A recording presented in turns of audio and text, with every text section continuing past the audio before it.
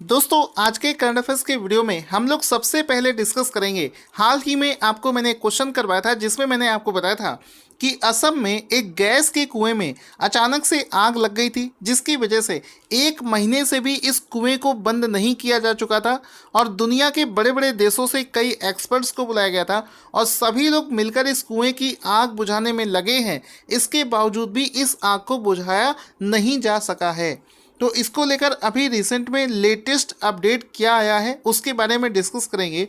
उससे पहले दोस्तों आपको बता दूं, कल शाम सरकार की तरफ से एक डिसीजन लिया गया है जिसमें कि टिकटॉक सहित 59 ऐप्स को सरकार ने बैन कर दिया है। तो दोस्तों आप लोग इस बारे में क्या सोचते हैं कमेंट करके बताइएगा, क्योंकि बहुत सारे ऐसे लोग मैं देख रहा हूं जो लोग टिकटॉक का सपोर्ट करते हुए नज़र आ रहे थे। मुझे पता नहीं अंदर से ही क्यों ऐसे लोगों के लिए बड़ा गुस्सा भी आ रहा था। एक्चुअल में उन लोगों का कहना ये है कि उनके मिलियंस ऑफ फॉलोवर हो चुके थे टिकटॉक पर। तो इन सब चीज़ों से क्या होता है कि मेरा जो मानना है, किसी भी प्लेटफॉर्म पे आपके चाहे जितने भी सब्सक्राइबर हो जाएं, उन सभी चीज़ों से बढ़कर है हमारा ये देश। हमारे ये देश से बढ़कर कुछ भी नहीं हो सकता और उसके लिए हमको कोई भी चीज़ त्यागने को तैयार होना चाहिए। आप कल की डेट में मान सकते हैं कि मैं YouTube चला रहा हूं और मेरे 1.7 मिलियन सब्सक्राइबर हैं। अगर YouTube को बैन कर दिया जाए तो जाहिर सी बात है कि मैं उसका सपोर्ट नहीं करूंगा। मेरे मन में आएगा कि यार नहीं, चलो मेरे इतने सब्सक्राइबर हैं और YouTube को बैन सरकार नहीं कर सकती। लेकिन अगर देश की बात आएगी तो हमें उसके लिए भी तैयार रहना चाहिए। आप लोग इस बारे में क्या सोचते हैं? क्या देश से बढ़कर भी कोई चीज़ हो सकती है? तो कमेंट करके ज़रूर बताना। अब शुरू करते हैं आज का सबसे पहला क्वेश्चन दोस्तों ये बना है कि असम गैस रिसाव की जांच के लिए गठित समिति के अध्यक्ष कौन बनाए गए हैं? तो आंसर हो जाएगा हाल ही में justice BP Kataki. Option number D सही हो जाएगा। हाल ही में जस्टिस बीपी कटेकी को असम में जो गैस रिसाव हुई थी वो किस वजह से हुई थी, क्या क्या उसके पीछे कारण थे, क्या कोई लापरवाही थी, इस प्रकार की जितनी भी जांच होती हैं उसके लिए जस्टिस बीपी कटेकी को अपॉइंट कर दिया गया है।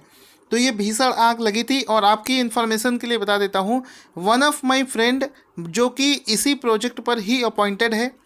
ठीक है, साथ ही साथ में वहाँ से भी मुझे अपडेट्स मिलते रहते हैं। अभी इस कुएं में आग जो है अभी बुझाई नहीं जा पाई है और बराबर यहाँ से आग निकल रही है और आसपास के जितने भी हैबिटेट्स थे उनको बहुत नुकसान पहुँचा है। लोगों को वहाँ से दूसरे स्थानों पर भेज दिया गया है।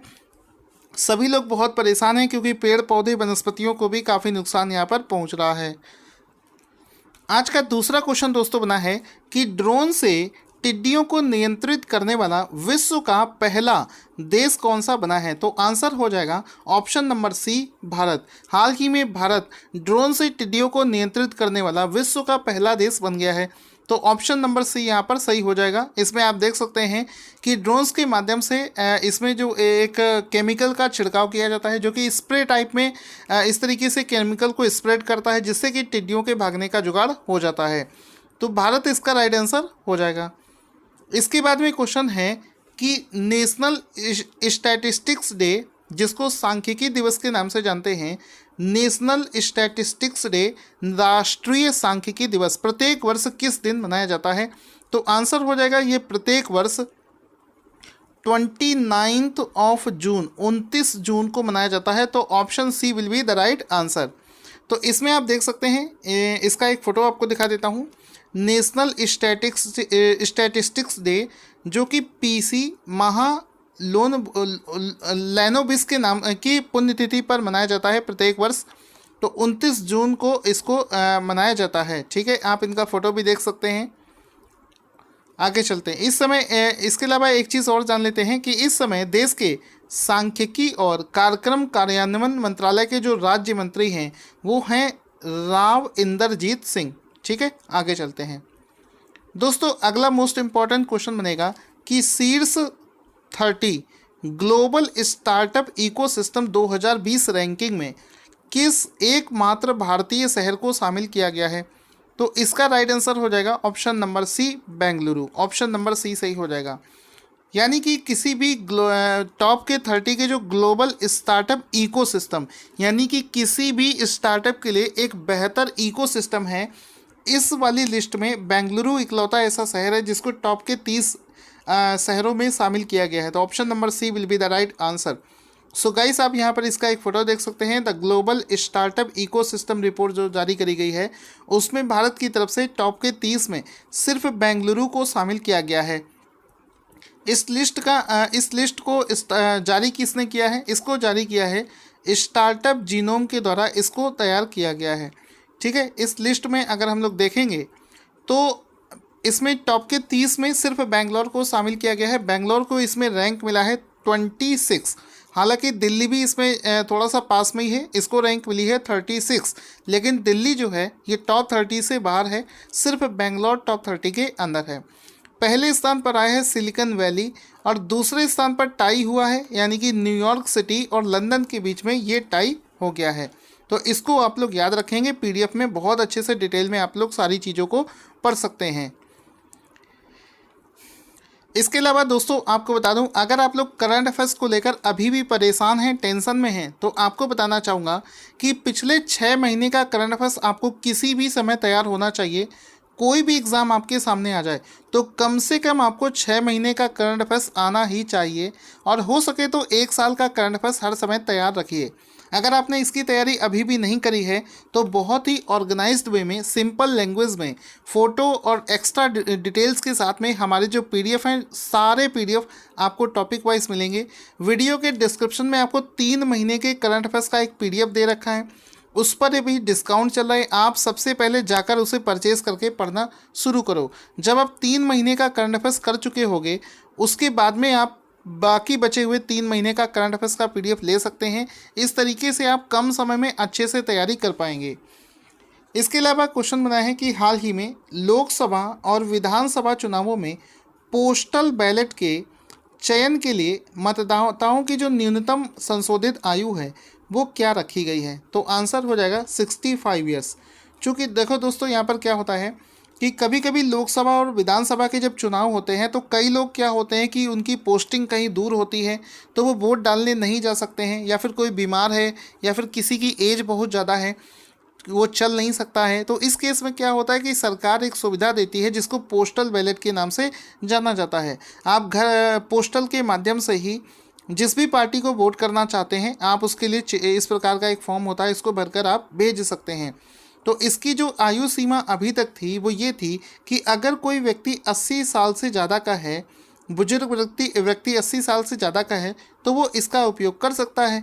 तो अभी एक चेंज किया गया है, चूँकि इस समय कोविड-19 का समय है और कई राज्यों में चुनाव आने वाले हैं, तो इसकी जो आयु सीमा है उसको घटाकर 65 ईयर कर दिया है। यानी कि अगर आप मिनिमम 65 ईयर्स या उससे ज़्यादा के हैं तो फिर आप पोस्टल बैलेट का उपयोग करके अपना मतदान कर सकते हैं। इस केस में क्या है, इस वजह से क्योंकि कोरोना का समय चल रहा है, ऐसे लोगों को घर से बाहर निकलना थोड़ा रिस्की हो सकता है। इन सभी चीज़ों को देखते हुए ये सारी चेंजेस जो हैं किए गए हैं। साथ ही साथ में अगर कोई कोविड-19 का संदिग्ध है या फिर उसको कोरोना वायरस पहले हो चुका है या फिर चल रहा है, तो ऐसे व्यक्ति भी पोस्टल बैलेट का इस्तेमाल कर सकते हैं। आगे चलते हैं। क्वेश्चन बनेगा, क्रिकेट की एक पत्रिका है जिसको विजडन के नाम से जानते हैं, उसके द्वारा जारी नई सदी के क्रिकेट के सबसे वैल्यूएबल खिलाड़ियों की सूची में कौन टेस्ट क्रिकेट में पहले स्थान पर आया है?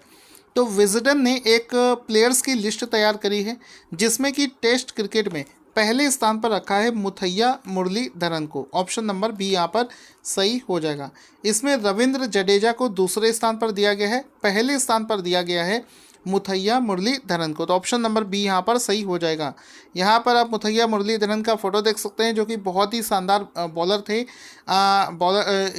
ये कौन से देश की क्रिकेट टीम से बिलोंग करते हैं, इसका आंसर आप लोग कमेंट करके बताइएगा।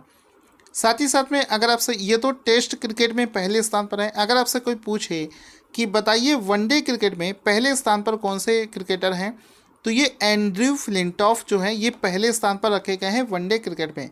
अब आप लोग बताइएगा मुथैया मुरलीधरन कौन सी टीम से हैं और एंड्रयू फ्लिंटॉफ ये कौन सी टीम से बिलोंग करते हैं। दोनों का आंसर जल्दी से कमेंट बॉक्स में देना ना भूलें। आगे चलते हैं अगले क्वेश्चन की तरफ। अगला क्वेश्चन दोस्तों करने से पहले आप लोगों से रिक्वेस्ट करूँगा कि सभी लोग दोस्तों से रिक्वेस्ट है कि आप इस वीडियो को, क्योंकि इस वीडियो को बनाने में बहुत मेहनत लगती है और सिर्फ आपके वीडियो को लाइक करने और शेयर से ही हमें ये पता चलता है कि आपको वीडियो पसंद आ रही है, आपको हमारी टीम का काम पसंद आ रहा है या नहीं आ रहा है। तो किसी को मोटिवेट करने के लिए आपको आगे बढ़ना चाहिए। सभी लोग इस वीडियो को लाइक करें, शेयर करें, सो दैट हमारी टीम को और मोटिवेशन मिले। क्वेश्चन बनेगा कि किस राज्य सरकार ने मुख्यमंत्री दूरवर्ती शिक्षा कार्यक्रम के तहत स्कूली बच्चों को बेहतर शिक्षा देने के लिए रिलायंस जियो टीवी के साथ में करार कर लिया है? तो आंसर हो जाएगा हरियाणा सरकार, इसका राइट आंसर हो जाएगा। Option number D will be the right answer. तो यहाँ पर देखो हरियाणा सरकार ने क्या किया है कि बच्चों को शिक्षा देने के लिए रिलायंस जियो टीवी के साथ में करार किया है, जिसमें कि रिलायंस जियो टीवी के माध्यम से ही वो बच्चों को बेहतर शिक्षा घर पर ही प्रोवाइड करने की कोशिश करेंगे।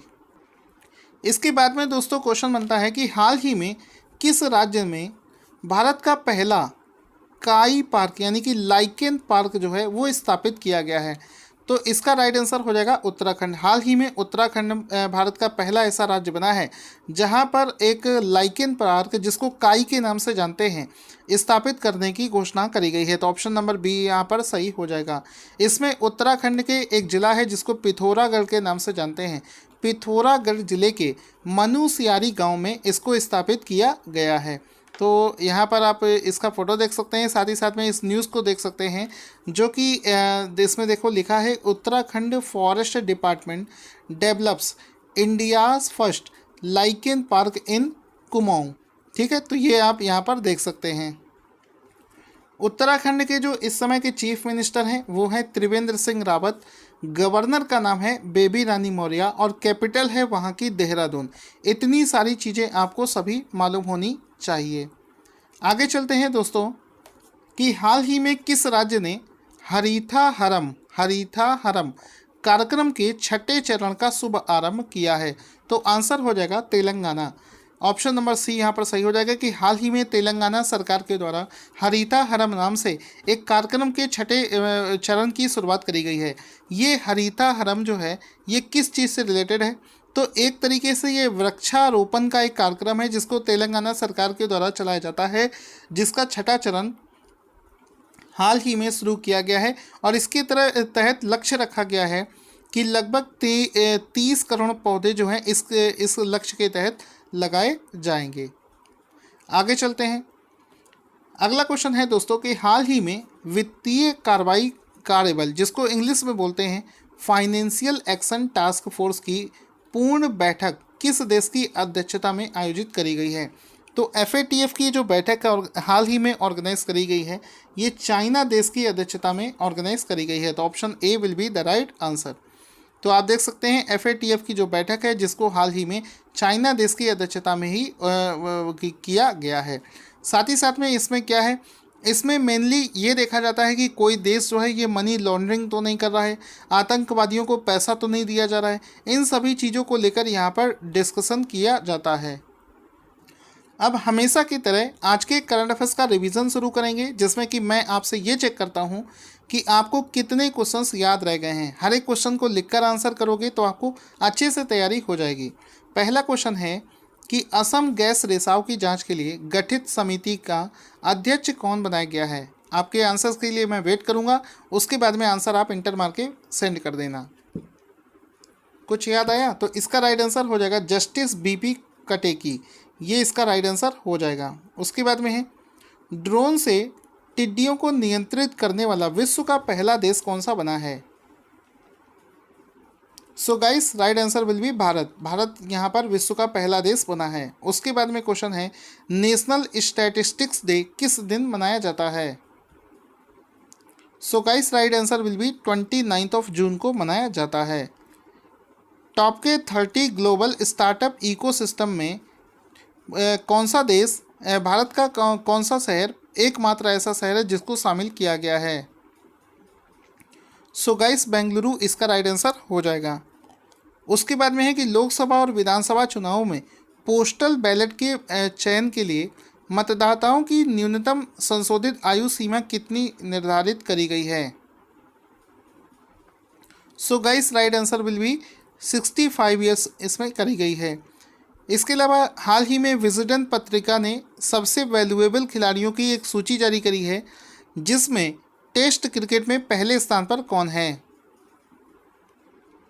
तो आंसर हो जाएगा मुथैया मुरलीधरन, इसका राइट आंसर हो जाएगा। ठीक है, तो सो गाइस, आप लोगों से सभी से मैं सपोर्ट मांगता हूं। अगर आप लोग सपोर्ट करेंगे तो इसी तरीके से मैं आपके लिए वीडियोस बनाता रहूँगा। Thank you for watching this video. इस वीडियो को ज़्यादा से ज़्यादा लाइक और शेयर करना ना भूलें।